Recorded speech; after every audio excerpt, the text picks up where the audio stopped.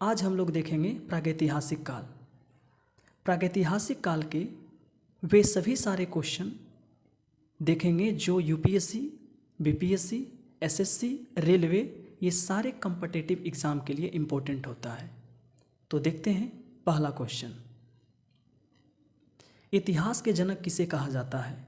इतिहास के जनक हेरोडोटस को कहा जाता है। मानव जाति का पालना किस महादेश को कहते हैं? अफ्रीका महादेश को मानव जाति का पालना कहते हैं। सभ्यता का पालना किस देश को कहा जाता है? सभ्यता का पालना एशिया महादेश को कहा जाता है। भारत में सर्वप्रथम पाषाणकालीन सभ्यता की खोज किसने की? रॉबर्ट ब्रूस फूट ने की 1863 ईस्वी में। Next question. भारतीय पुरातत्व का पिता किसे कहा जाता है? भारतीय पुरातत्व का पिता सर अलेक्जेंडर कनिंघम को कहा जाता है।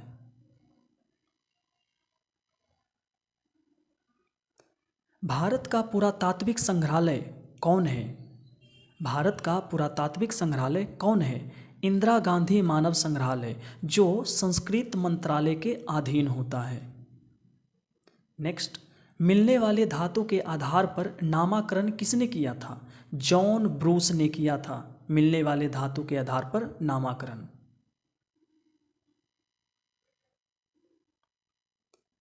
पूरा पाषाण काल का समय अवधि क्या है? पूरा पाषाण काल का समय अवधि है 20 लाख ईसा पूर्व से 12,000 ईसा पूर्व तक। नेक्स्ट। भीमबेटका की गुफा कहाँ स्थित है? भीमबेटका की गुफा कहाँ स्थित है? मध्य प्रदेश के अब्दुल्लागंज रायसेन में स्थित है। मध्य पाषाण काल की समय अवधि क्या है? मध्य पाषाण काल की समय अवधि क्या है? 12,000 ईसा पूर्व से 10,000 ईसा पूर्व तक।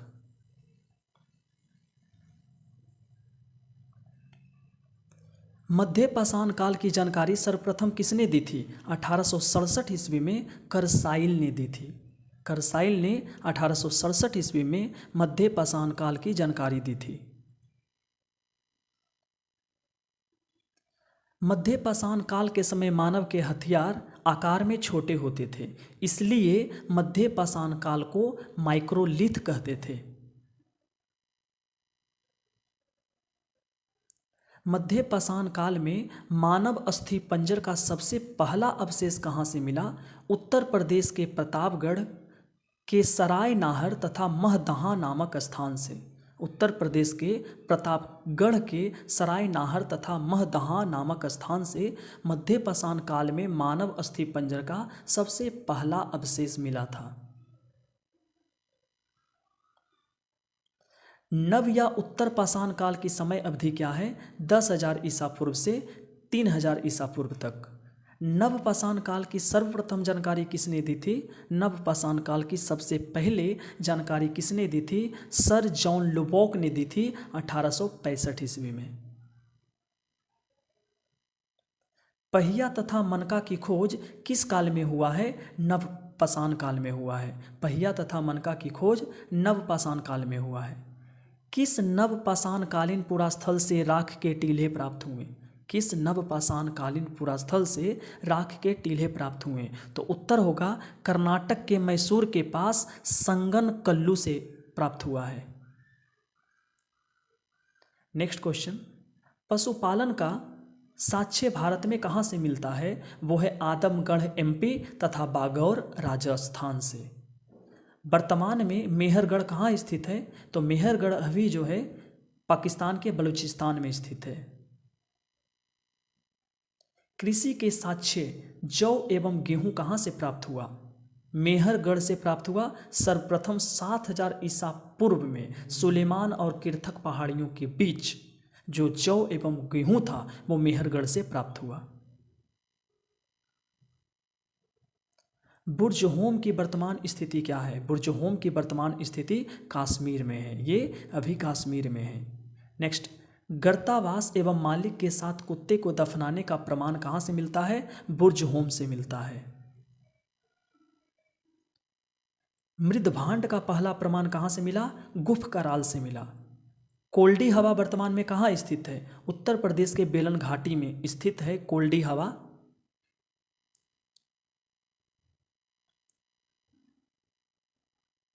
नेक्स्ट, चावल का प्राचीनतम साक्ष्य, चावल का प्राचीनतम साक्ष्य जो कि 6000 ईसा पूर्व है, कहाँ से मिलता है? कोल्डी हवा, जो कि इलाहाबाद में है।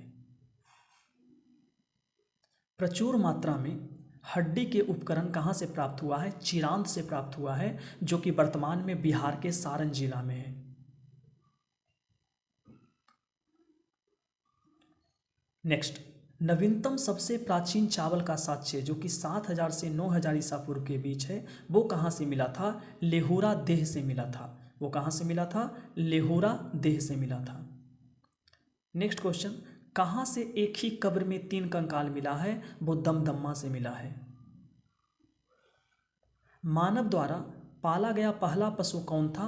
कुत्ता था। पाषाण काल का अंतिम समय कौन था? ताम्र पाषाण काल था। मानव द्वारा खोजी गई पहली धातु कौन थी? तांबा।